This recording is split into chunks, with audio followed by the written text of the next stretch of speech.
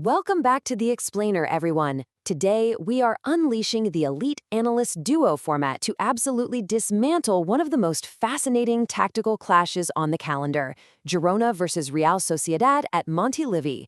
I'm Analyst A, your data specialist. And I'm Analyst B, here to break down the pitch geography. We are taking pure underlying numbers and slamming them directly into the tactical setups.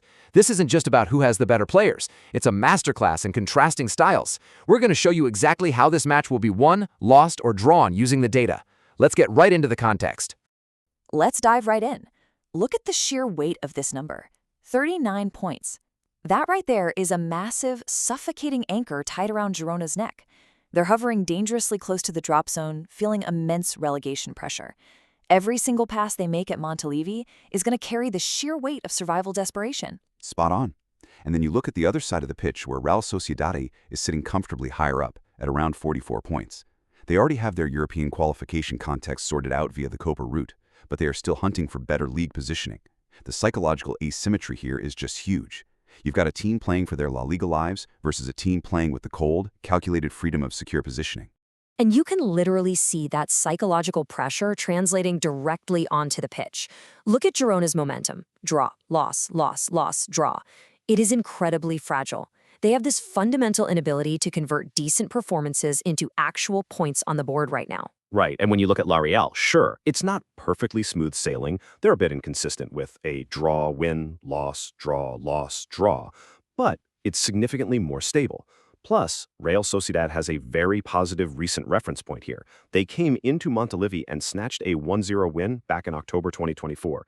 The crucial takeaway, La Real knows exactly how to manage this environment, while Girona is battling their own recent history just as much as they're battling their opponent.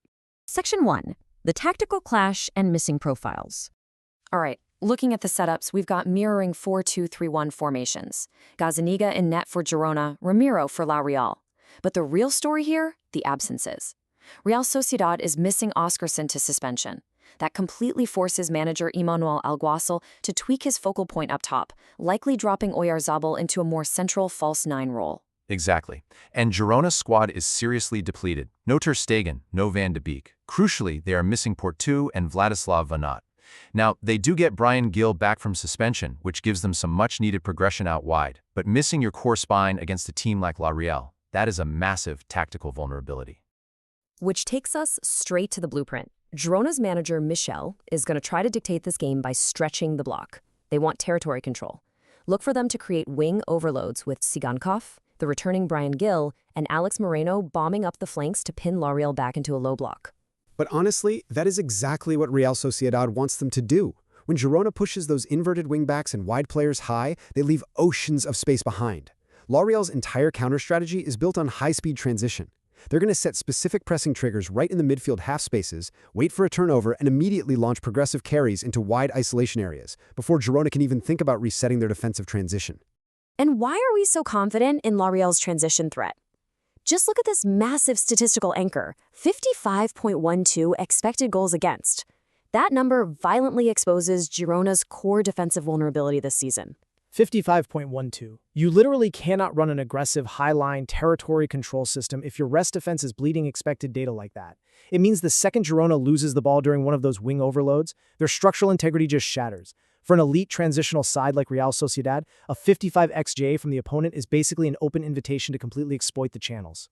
Which feeds our Poisson-style expected goals models perfectly. Even factoring in Montilivi's home advantage and Girona's sheer relegation urgency, the data heavily backs the visitors.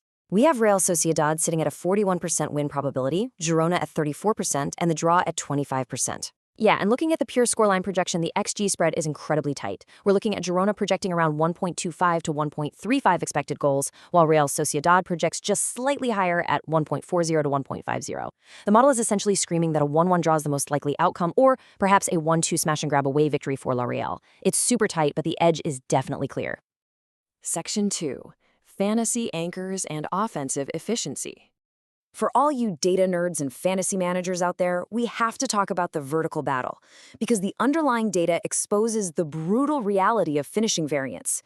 Look at Girona, 44.22 expected goals this season, but only 37 actual goals to show for it. That is severe finishing inefficiency.